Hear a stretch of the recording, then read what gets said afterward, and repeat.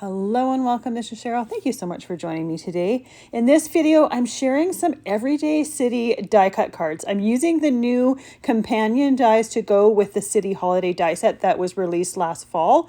We have the everyday awnings die set, as well as the everyday windows, curtains, and flower boxes die set. And then we also have the welcome home sentiments press plate and die set, perfect for foiled or BetterPress sentiments. Like I said, this is a companion die set to the city holiday collection that came out last fall. This is the color palette inspiration that I'm using. This is from the DIY deck, and I'm just using a variety of colors. I just wanted to do something that was a completely different color palette from what I did for the cards that I did in the fall, and I'll link to that video at the end of this one. And those DIY deck cards are perfect for getting out of your own color palette comfort zone. So I'm going to start off by using the press plates in my BetterPress system. You could also foil your sentiments for this, but I want to have some heat emboss sentiments. I like the extra texture that it gives. So I'm putting a bunch of them in the plate or on the BetterPress system here. I'm making 3 cards. I've got 6 sentiments here, so I know I'm going to have extra ones left over. I'll just put them in a Ziploc bag and put them right with that press plate and die set. So next time I go to create with this collection, I will have some sentiments already done. They might work for what I'm creating then. I used a little bit of embossing powder tool on the Hammermill cardstock that I have on the clear plate. I inked my plates with some VersaMark ink, put the clear plate on the base, and ran it through my die cutting machine to press those sentiments into my cardstock. You could also just use plain colored ink if you just wanted some plain sentiments with colored ink. That would absolutely work too. I love that you can use the BetterPress system with many different types of inks and many different types of cardstocks, so you have a large variety that you can create with it. So once I've put my embossing powder on there, I'm using some gold superfine embossing powder. I like to use superfine powder for sentiments, especially BetterPress sentiments. It just gives you so much more detail. I use my embossing tool in order to melt that powder, and then I'm going to use the coordinating dies to cut them out. I do like to use some Best Ever Craft tape in order to tape those dies to the cardstock. That way when I do the die cutting, the dies stay exactly where I put them. So once we have them done, and I always like to put them in the light and tilt them to make sure that they're completely embossed, I put the dies on and taped them in place. Now I'm putting them through the die cutting machine. So obviously I have more dies than I'm going to create more die cuts than I'm going to create cards for this, so I'll have some extras left over. This just means that I can pick and choose while I'm creating, and I have a lot of selection to do that. I always love to have more sentiments than I need while I'm creating. I did all of the die cutting off screen, and I did some of the assembly on screen because some of it is fairly repetitive. Each one of these cards has 6 windows to it. Those windows are all exactly the same. So I did 5 of them off screen. I'm just doing 1 of them on screen. We're doing 3 cards. There's going to be repetition between the cards as well. So I didn't feel we needed to see all 6 windows from all 3 cards created. So those were done off screen. I'm going to start off with my door. Now, when we die cut the door, it cuts the frame as well as the inner door. I wanted my frame to be a different color than my inner door, but rather than waste the inner piece that got cut out when I die cut the frame, I just glued the colored door onto that anchor colored piece so that it just gave it a little bit of extra dimension. These pieces are really easy to put together. What I like to do is put them onto my crafting surface in kind of an order, in assembly order, if you will. That way, when I'm assembling them, I know the piece that I need next is right next to the one that I'm using. What I was just pointing out there is I put my window curtain a little bit down, probably about a 1/4 inch down from the top of the window. That's because I put it right to the top when I assembled the one that was put onto the card. That awning completely covered it, so you actually don't see it. Now it's just going to look like we're going to have a few extra, or an extra different look to it. It looks like that one window doesn't have a curtain. It actually does, but it's covered underneath that awning. So by putting it down, you can make sure that you can see it just a little bit better. So some of the pieces I assembled off screen, some of them are going to be assembled as the window base is on the card. This bottom large window here, the frame is separate from the inside piece. The inside piece is cut from the same die. So I'm going to assemble those right onto the card before I put the long box on there. And I like to put the long box on there just a little bit over top so that it looks like it's right on the windowsill. Then I put my window base onto the card as well. Then I can add my awning. finally add the flower box to that window, and then we can start adding the greenery as well as the flowers. Now I chose the roses die for the flowers for all of my cards because it was my favorite one. There is a couple dies to create some spiky flowers, and there's an example of it on the front of the packaging. I don't really like flowers that have spiky looks to them, so I opted not to put them on the cards because I just didn't want to. Now for my cat and dog, these are from that City Holiday die set. I die cut them out of velvet cardstock so that they would have some extra texture to them. They'd have that soft finish to them. I always love finding different ways for my different cards to create extra texture and add extra texture. So by doing those the cat and the dog out of that fuzzy cardstock, it just naturally gives it a little bit of extra texture. Now, once I have my flowers on that bottom piece, I have a few extra flowers that I cut from the opposite color. I always did, or for all three cards, I did 2 different colors for my flowers. For the extra piece, I used my detailed scissors in order to cut those flowers apart so that I could spread it on top, and it looks like we have 2 different colors of flowers in that large window box at the bottom. Now these pieces are really, really easy to put together. The thing that took the longest, honestly, was die cutting all of them and figuring out which colors I wanted to use. When it comes time for the assembly, it's really quite easy. So here is our house here, and I'm going to just take the card base and do some ink blending right on that card base. So I've made sure my sticky mat is nice and clean before doing this, so I can put my card base on there, put a piece of printer paper on the back side of the card so that it's nice and covered, and then I can do some window or some ink blending right on the background of that card. Now we're really only going to see about a 1/2 inch on the 2 sides and about a 1/2 inch on the top. Most of the card is covered by our everyday holiday building. So rather than ink blending on a separate piece and then matting it down and not having any of that ink blending shown, I just figured I'd do it on the background of the card. Another option would be to do a 5x7 card so you'd see more of the background. But for me, the showstopper is that building, and I wanted that to be pretty much the whole card. So I just did a little bit of ink blending there with some Wilted Violet, that's the purple, Broken China, which was the blue, as well as a little bit of worn lipstick. I chose some of the colors that were in the front of the card, so I wanted that skyline in the back to kind of echo some of those colors. I also wanted it to look a little bit like a evening sunset background there. So I glued my wheel building onto the front. I also did my sentiment right in front of the door because it was kind of the plainest part of that building. Another option would be to take that sentiment and put it on the inside of the card. So we have another card here. I chose a different color combination. The background of this building is Anchor Cardstock. Our awnings are done with some Dahlia as well as blush cardstock. And then for our flowers, I have them die cut out of Merlot and Wildberry cardstock. We have some greenery done with Rainforest cardstock, and then our accents here are black cardstock. I tried to keep the building bases themselves neutral with some grays, blacks, so that the showstopper or the color is in the awnings as well as the florals. For this one, I'm going to do a little bit of ink blending on some of those die cuts. So on the greens, I did some Summer Garden Interference ink.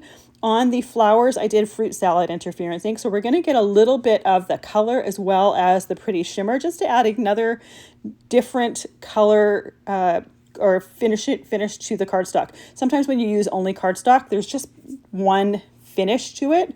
So adding different finishes is another way to add something for it to catch your eye. So adding a little bit of shimmer to the greenery as well as the flowers just gives your eye something to catch when you tilt the card into the light.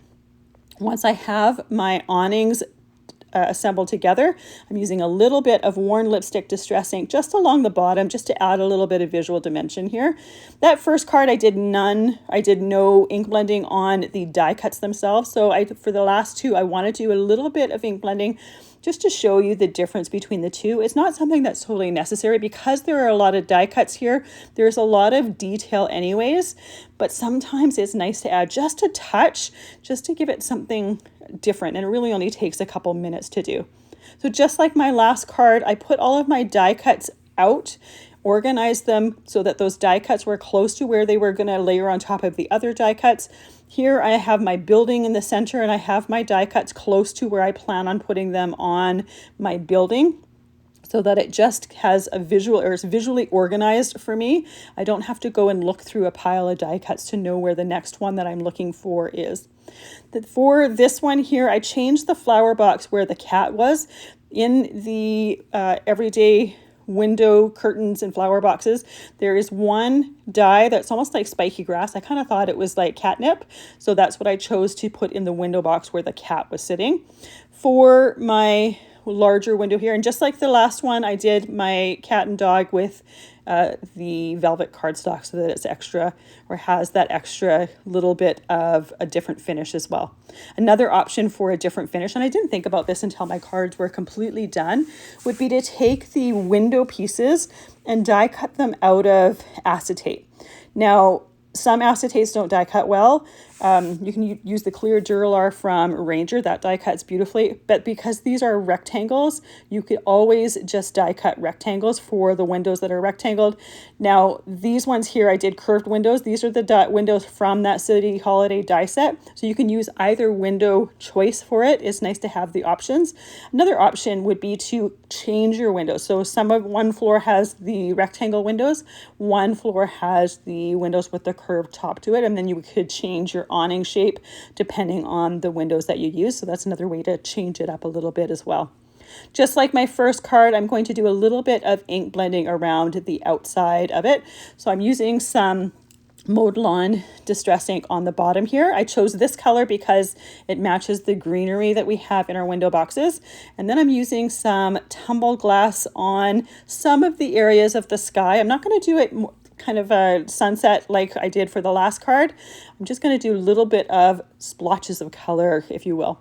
Then the last one that I chose there was the worn lipstick. And again, because we're not seeing a whole lot of that sky, we're not going to see a ton of that color. But if you wanted to see more of that color, you could just change the size of your card base, do a 5x7 card, and you get a lot more of the skyline behind there. So once we have that done, I can add the building to my card base, and then I can add my sentiment to the front. Now, between each one of the cards, I clean off my sticky mat fully so that it is clean and dry for the next card. I don't want to accidentally get a different color in there and pick up a different color. So we have our third card here. This one, the building itself is black. The accents are Anchor cardstock, so it's a dark gray. And then for our awning, we're using some Poppy cardstock as well as Fog cardstock. And then for our florals, I have some Waterfall cardstock for the greenery. So it's kind of like a minty tealy green. And then for the flowers themselves, I'm using some beeswax as well as Sicily. And Sicily is an orange, but it has a bit of a pink tone to it. I just wanted to choose a different color to the florals that I'd used for the last two cards. And I thought this color combination went together nicely. Rather than using interference inks like I used for the last card, I'm just using distress inks here. So I'm using some evergreen bough on that greenery. On the beeswax flowers, I'm going to use some fossilized amber. And then on the Sicily flowers, I'm going to use some worn lipstick.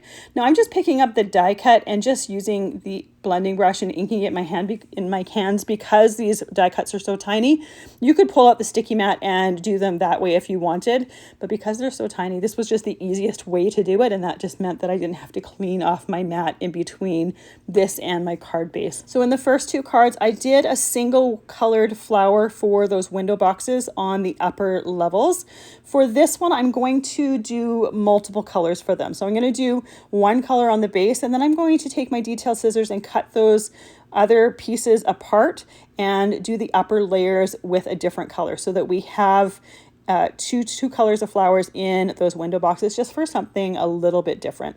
And what I would recommend is holding the die cut at one end and then using your detail scissors and start cutting them from the opposite end. I do try to round those areas that I'm cutting off so that we don't have square and flat edges on our flowers. So I'm going to glue down the first layer first, then I let that dry for just a moment, and once that's dry, I will take the opposite color that I chose for my flowers, I will cut it apart, and I will add it to that upper layer. While that's drying, I'm working on that lower window there. Now you can see how once you get a feel for assembling these pieces, it's really easy to assemble. I do recommend using a liquid glue because it definitely makes assembly a lot easier. It helps you to be able to wiggle and move things in place so that you get perfect placement. And I will often, in between gluing things down, if I find that the die cuts start to curve up a little bit, I'll use my acrylic block and I'll just put it right on my piece to hold everything down nice and flat. So just like that upper window, I'm putting one layer of flowers down on the bottom. Then I'm going to take my detailed scissors and trim them. So I start with the edge, I trim one of the flowers off and then just kind of curve those edges a little bit, working my way down the line of those flowers there. Now I'm using the ones from the Everyday Windows, Curtains, and Flower Boxes die set. You could also use little flower dies from other sets. There was the Club, I think it was the small die of the month, that had the owl and the otter. There were some really teeny tiny flowers in that one. Those ones would be absolutely adorable on the window boxes as well if you wanted another alternative for flowers. Now once I have my flowers cut, I'm just putting dots of glue on those little ledges. Then I use my handy tool set, and this is from Spellbinders as well. There's 5 different tools in the set. Or 4 different tools in the set, plus 2 extra tips. There's 2 different wax tools, 1 paper piercer, and then a pair of tweezers. It's so easy to just put a dot of glue where you need that die cut to go, and then use that wax tool to pick up the die and place it where you want.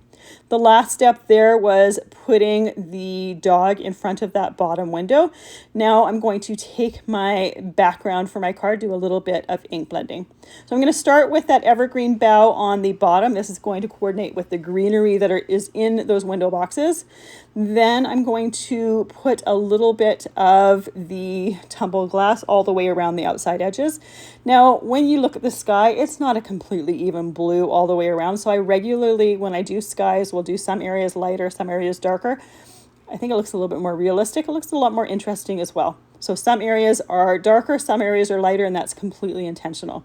Once that's done, I can take that off of my card base, and then we can add our building to the bottom of that card. So you can see how easy these buildings are to put together. Like I said at the beginning, it likely took me longer. I don't time myself ever. I just kind of listen to an audiobook and do my die cutting. It likely took me longer to do the die cutting for the 3 cards than it did for all of the assembly, including the assembly that I did off screen. I find it fairly therapeutic and fairly repetitive. Once I figured out the color combination that I want to use, there's not a whole lot of thought that has to be put into it while you're doing the die cutting. Now to give this one just a little bit of extra texture, I'm just using a little bit of stickles on the flowers. Those flowers, when you die cut them, there's some little impressions to give those flowers some detail. So I'm just putting some of the stickles on there. I'm not completely covering them. When it comes to stickles, to me, less is more. I like that little bit of sparkle, but I want to see that cardstock underneath it. I want the combination of the glitter finish with the cardstock. I think it gives it a lot more interest. So I put that on there and let that completely dry, but it just adds, again, another thing for the light to catch when you're tilting it into the light. And this is when I had finished, this is where I thought about adding, or that it would be nice to use some acetate on those windows so that they would be glossy as well. Another great way to just add some easy, simple texture and a different finish to your cards. So we have 3 different cards here. These are only using the City Holiday die, the Everyday Awnings, the Everyday Windows, Curtains, and Flower Boxes, as well as the Welcome Home Sentiment set. But we have 3 completely different looks because of the different color combination we have here. And they're definitely bright and floral and perfect for spring and summer. You'll find everything that I've used listed and linked down in the description box below. And another idea I had meant to share earlier and then completely forgot till now is this is a fantastic die set for creating a light up card. And I did that before in the fall as well. I'll link to that video at the end too if I can figure out how to link more than one video, because it's a really fun one. It creates a great holiday card, but it could be used throughout the year as well. Thank you so much for spending your time with me. I really appreciate all the time that you do spend here. I hope you have a fantastic day.